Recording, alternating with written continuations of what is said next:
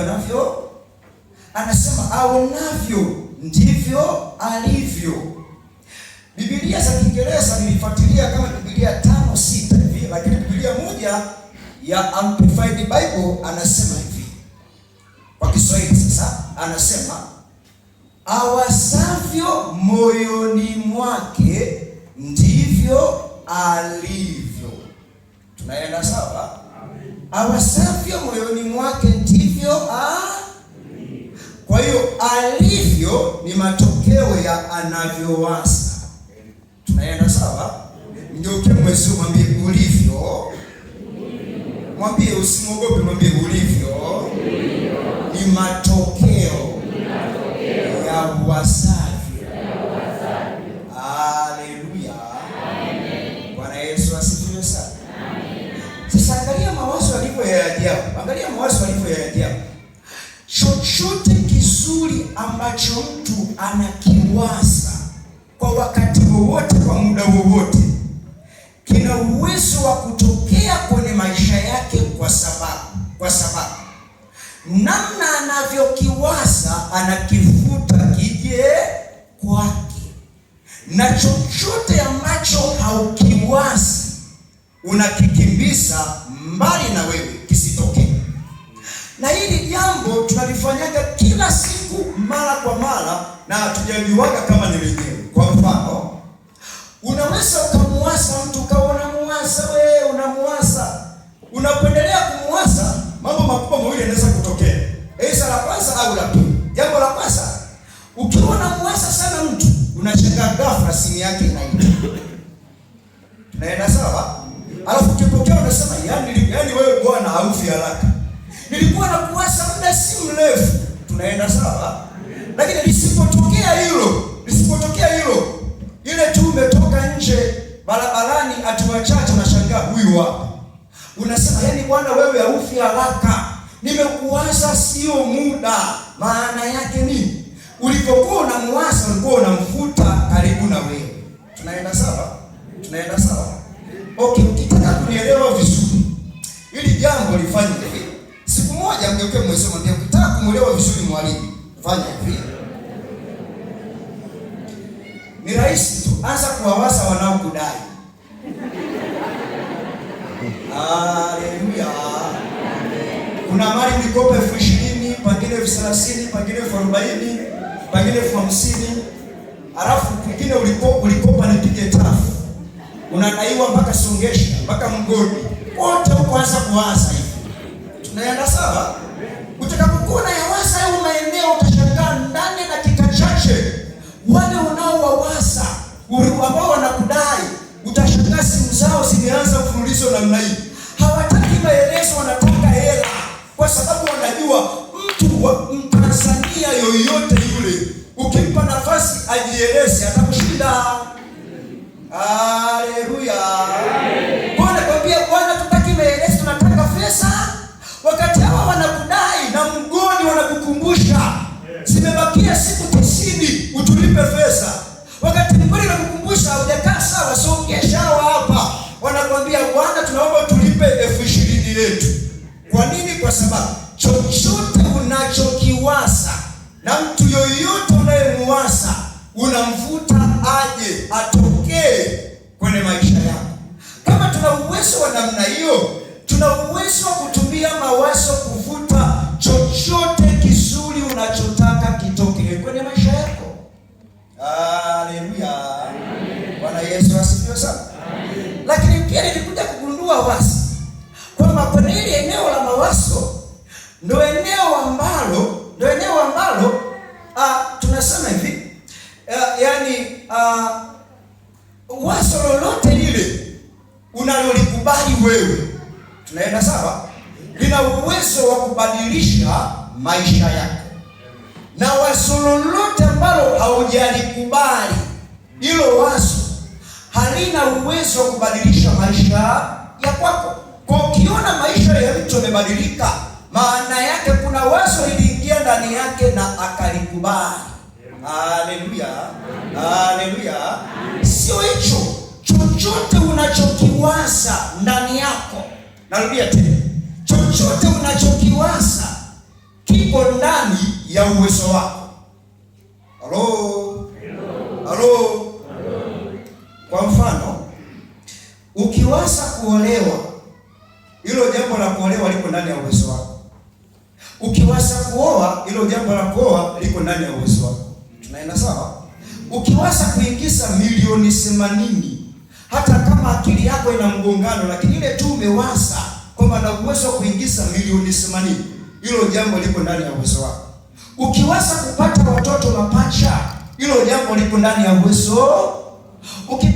Ukiwasa kuwa na mume mnene, mume mwenye kitambi, mwenye mustache, hilo jambo liko ndani ya uwezo wako kwa sababu umeliwasa. Haleluya. Haleluya. Ukiwasa kuajiriwa kwenye kampuni fulani, hilo jambo liko ndani yako kwa sababu umeliwasa. Ukiwasa juu ya jambo fulani, jambo lolote ambalo unaliwasa, hilo jambo liko ndani ya uwezo. Lakini jambo lolote ambalo hauliwasi, hilo jambo haliko ndani ya uwezo wako. Lakini pia Mungu ana kawaida ana tabia ya kufanya chochote ambacho kiko ndani ya uwezo wako, chochote ambacho kiko ndani ya mawazo yako. Kwa hiyo chochote unachokiwaza, Mungu ana uwezo wa kukifanya. Mungu hawezi kufanya kitu ambacho hakiko ndani yako. Mshike mwenzio mkono, mwambie Mungu hawezi kufanya kitu ambacho haukiwazi. Yaani Mungu sio dikiteta kwa namna hiyo, akupe mume alafu mume hujamuwasa. Yaani wewe mwenyewe hujawasa kuolewa, alafu Mungu aanze kukupusha kuletea mume. Mungu hayuko hivyo. Lazima ndani yako uwase kwanza. Mgeukie mwenzio mwambie ni kazi ngumu sana kumshauri mtu aolewe kama hawasi kuwa na mume. Haleluya. Amen. Na hili jambo wazazi wao wanaongea sana. Yaani mtoto wetu tumuelewi, anaingia na kutoka, umri tu unaenda, tunamwambia anakutazama saa. Kwani kuokoa lazima hilo jambo haliwasi. Lakini akiwa analiwasa huko ndani ni rahisi sana. Tunaenda sawa? Bwana Yesu asifiwe sana. Unajaribu kuelewa mtu Mungu. Sasa ngoja nikwambie kitu. Haya mawazo yanayoitwa mawazo, niligundua wasi. Una uwezo wa kuomba kwa mawazo na Mungu akasikia na Mungu akajibu. Tunaenda sawa? Na niligundua kwa njia hii ya mawazo tuna uwezo wa kuomba muda mrefu kuliko tunavyoomba kawaida. Lakini pia kwa njia ya mawazo una uwezo wa kuomba eneo lolote lile. Uko chooni unaweza kuomba. Na niligundua hilo njia rahisi ya kumtii Mungu pale anaposema na wewe. Anasema mwanangu omba. Unajua hii kawaida unaweza kama na visingizio vingi. Unajua Mungu yupo katikati ya watu, kuna kelele, siwezi kuwa na utulivu. Lakini kwa njia ya mawazo unaweza ukaomba muda wowote. Na Mungu ana uwezo wa kusikia maombi yako na ana uwezo wa kusikia mawazo yako. Na hii tunaiona kwenye kile kitabu cha Waefeso sura ya 3 na mstari wa 20. Kama mtu mmoja nifungulia Waefeso sura ya 3 na mstari wa 20. Msomaji wangu haraka. Mungu akubariki sana. Waefeso sura ya 3 ule mstari wa 20. Haleluya. Amen. Ubarikiwe sana, karibu. Ndio. Basi atukuzwe yeye awezaye kufanya mambo ya ajabu mno. Ndio. Kuliko yote tuyaombayo au tuyawazayo kwa kadri ya nguvu itendayo kazi ndani yetu. Anasema atukuzwe yeye awezaye kufanya mambo ya ajabu kuliko yote tuyaombayo na Kwa Mungu anaweza kufanya mambo makubwa, mambo ya ajabu kuliko tunayoyaomba na kuliko tunayoyawasa. Kama kuliko tunayoyaomba tunayoyawasa, maana yake Mungu anaweza kufuatilia maombi yetu na akayajibu, anaweza kufuatilia mawazo yetu na akayajibu. Tunaenda sawa? Haleluya. Na sio hicho tu. Niligundua wasa. Kwa njia ya mawazo una uwezo wa kumsikia Mungu live akiongea na wewe kila siku. Anaanza kuongea na wewe kwa habari ya huyo mtu. Kuna mtu mmoja alikujaga sebuleni kwetu. Ile tu amekaa namna hii. Alipokuwa amekaa, nilipomtazama kwa habari ya maisha yake. Bwana Yesu asifiwe sana. Alafu nikawa namsikia Mungu huko ndani. Alafu yule binti akaniambia, nimekuja kukuaga baba, unajua tumeshirikiana vizuri, umenishauri, kwa hiyo natakiwa niende nyumbani. Nilipomtazama na mimi nikasema, anayeondoka ni nani? Ni wewe au mwingine? Nikasema ni mimi. Nikasema wewe uondoke, utaolewa hapa mbele. Amen. Bwana Yesu asifiwe sana. Nikasema alipokubali tu sasa hivi iko Mbeya hapa ameshaolewa. Amen. Halo. Amen. Kwa nini? Mungu alisanipa kujua kwa habari ya yeye. Tunaenda sawa? Ni kwa njia gani? Kwa njia ya mawazo. Mgeongee mwesio mwambie kuna mawazo yanakujenga ndani yako. Mungu anaongea huko ndani. Lakini wewe uko busy. Halo. Ukijifunza kufuatilia hayo mawazo, utagundua mara nyingi Mungu anaongea na wewe kila siku, na utajua kwamba huyu anayeongea huko ndani, huyu sio mimi. Huyu sio shetani. Mawazo na namna hii, huyu ni Mungu. Huyu ni Mungu. Unapojifunza kufuatilia hayo mawazo ndani yako, utagundua mambo mengi sana, mengi sana. Mungu ataanza kuongea na wewe. Kwa mfano, kuna wazo linakuja ndani yako, linakuhimiza kwenda kuomba. Huyo sio shetani. Haleluya. Shetani hawezi kukuletea wazo la wewe kwenda kuomba. Tunaenda sawa?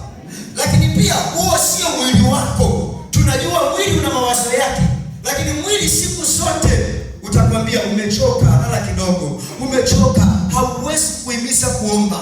Ukipata ile wazo ndani yako, unajua huyu ni Mungu tayari. Huyu ni Mungu tayari. Ghafla unaanza kuomba. Jina la Bwana libarikiwe sana.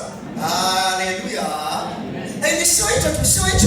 Niligundua kwa njia ya mawazo. Mawazo ndio njia pekee inayoweza kutusaidia kwa namna moja ama nyingine kuyafikia maono tulionayo. Na kama mfano mwepesi, wangapi wanafahamu kabla? Nyosha mkono namna hii. Mwingine anafahamu kabla? Mgeuke mwezi mwambie kabla, halo kabla. Mwambie unashuka kabla au kushuka? Haleluya. Fikiria kwa mfano tumeanzia hapa. Baadaye ni kama vile hatusioni, tumefumba macho. Tunaenda sawa? Tunataka kutembea kwa miguu. Kufika kabla kuna njia rahisi na njia ndefu. Na hiyo njia ndefu tutatembea tutajuta na kujuta. Si sawa? Lakini kuna kanjia kafupi ambako unaweza ukatoka hapa. Dakika ngapi unafika kabla? Dakika ngapi? 12. 5, tumpigie makofi. 5. Kama hujajua mfuate na kuelekeza hiyo njia. Haleluya. Na maono ndivyo yalivyo. Maono, kijana anaweza akawa na maono manene mazito. Hata mzee anaweza akawa na maono. Hata mwanamke anaweza akawa na maono. Sasa kwenye maono kuna njia ndefu na kuna njia fupi. Njia ndefu ndio zile ambazo watu wamezitumia, yaani mpaka anafariki hajafikia maono yake. Mpaka tunamsindikiza na kaburini, tuonane pala, hajawahi kuyafikia maono yake. Tunaenda sawa? Lakini pia kuna wengine wamepita njia ndefu mpaka wameyasila maono yao. Pia maono yako kuna njia kubwa mbili. Njia ya kwanza tunasema hivi. Njia ya kwanza, hakikisha unayarisha maono yako. Haleluya. Na kuna tofauti kati ya kula wewe na kulisha maono. Mfano mwepesi, kwa mfano kuna wanakwaya ambao na maono yao ni kuwa na vyombo vya milioni 50. Yaani kuna siku lazima tu ipite itimie, tukimiliki vyombo vya milioni 50 tutasema asante Yesu. Hayo ndo maono yenu kama wanakwaya. Si sawa? Sasa angalia. Yeye kama wanakwaya mnaweza kuyakimbizia maono yenu. Mko busy mnakimbia. Kuna hela zinaingia kwenye kwaya, zinaingia mara kwa mara. Ukiona viongozi wa kwaya wanasema hivi, yaani hizi hela zinazoingia kwenye kwaya hizi tuanze panandi. Mwambie mwezio panandi. Pole kununua vyombo taratibu. Ukiona wa viongozi wanasema hivyo, maana yake wanalisha maono. Naenda sawa? Lakini mkutane na wanakwaya ambao hawajielewi. Yaani wao utasikia. Kwa hiyo sasa hizi unajua hizi pesa tuanze kukopeshana sisi kwa sisi. Na kila atakayekopa riba yake ni 5,000. Haya sasa mtaanza. Kopeshana wewe, yaani kwenye kwaya wengine wanakimbia kwaya, wengine wanasira kwa sababu najua nikionekana tu mwenye kita na nyoka na mimi nilipe lile deni. Nikionekana tu kwa kwaya inavurugika. Kwa mkifanya namna hiyo manake pale hamlisi maono, mnalisa mahitaji yenu nyie kama wanakwaya. Bwana Yesu asifiwe sana. Kwa hiyo kijana unatamani kufikia maono yako kisha unalisa maono yako. Jambo la pili, njia rahisi kufikia maono ni njia ya kuyawaza. Anza kuyawaza maono kila siku. Unapoyawaza yale maono, unayageuza yanakuwa maisha yako. Halo? Yaani kwa kadiri unapozidi kuyawaza, unayawaza kwa kadiri hiyo maana yake yale maono unayabadilisha yanakuwa maisha yako. Yakiwa maisha yako tayari unakuwa umeshayafikia. Haleluya. Mgeukie mwenzio usoni, mwambie ni hatari. Mwambie ni hatari kuolewa na mtu ambaye hana maono. Mwambie na wakushoto, mwambie ni hatari kubwa sana kuoa binti ambaye hana maono. Unaelewa maana yake ni nini? Yaani ukiolewa na mtu ambaye hana maono, kwanza tu yeye ajielewe. Anakusaidiaje wewe mke wake? Ndio unamfuata na mwambia, "Hello, mume wangu aisee." 9:18 inasema, karibu. Pasipo maono watu waacha kujizuia, bali ana heri mtu yule aishikaye sheria. Pasipo abantu hukwenda malo. Naenda alafu kama vile yani sijielewi kama naenda na yani mtu asipokuwa na maono anaishi ovyo. Tunaenda sawa? Na watu wa namna hii, aombe sawa, asiombe sawa, afunge sawa, asifunge, aolewe sawa, asiolewe, akiolewa akiwa na watoto sawa, hata asipopata sawa. Haleluya. Yaani yeye hakuna kinachomuumiza kwenye maisha yake. Bwana Yesu asifiwe sana. Tunaenda sawa? Mgeukie mwenzio mwambie kumuongoza mtu asiye na maono ni kazi. Yaani viongozi wana kazi kuongoza makundi ya watu ambao hawana maono. Yaani hawaendi, kuna mahali hawasokei hao watu. Tunaenda sawa mtu wa Mungu. Haleluya. Bwana Yesu asifiwe. Kwa hiyo unaweza kutumia haya mawazo ukafikia vizuri haya maono. Halo. Yaani ule mtani bwana ulikuwa ni mgumu jamani. Hivi nyewe wenzangu mnauonaje? Sikuwa ulikuwa wa kawaida. Unaposema ulikuwa mgumu manake wewe ulianza ule ugumu ulianza kuona kwenye mawazo. Tunaenda sawa mtu wa Mungu. Mgeukie mwenzio, mwambie unang'aa. Ngoja nikwambie kitu. Mwambie mwenzangu unang'aa, ngoja nikwambie kitu. Mtazame usoni, mwambie ngoja nikwambie. Mwambie ngoja nikwambie. Siko tayari.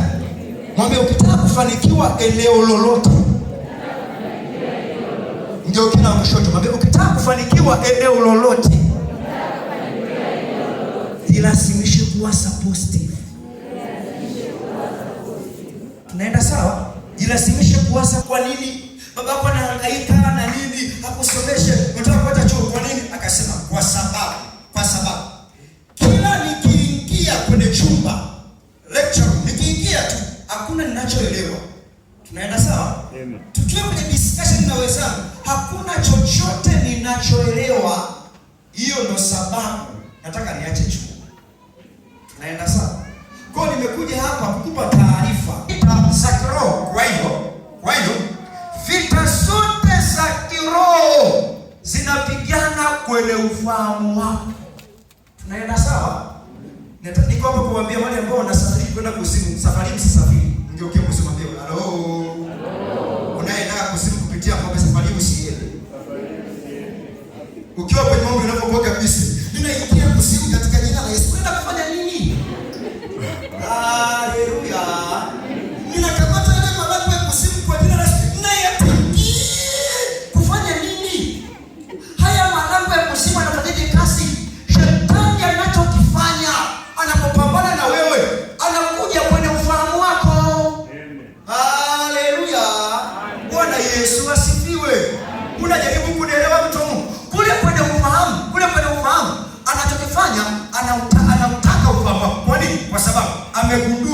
amegundua Mungu anautaka na yeye lazima ung'ang'anie. Ukitaka kutembea na Mungu vizuri, tunaenda sawa? Na Mungu akitaka kutembea na wewe, Mungu anachokifanya anakupa wazo.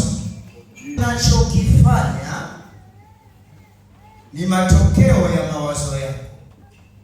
Chochote unachokifanya ni matokeo ya mawazo yako. Tunaenda sawa? Kwa hiyo hakuna kitu ambacho unaweza kufanya bila kuwaza. Hakiko, haiwezekani. Hivyo ulivyovaa leo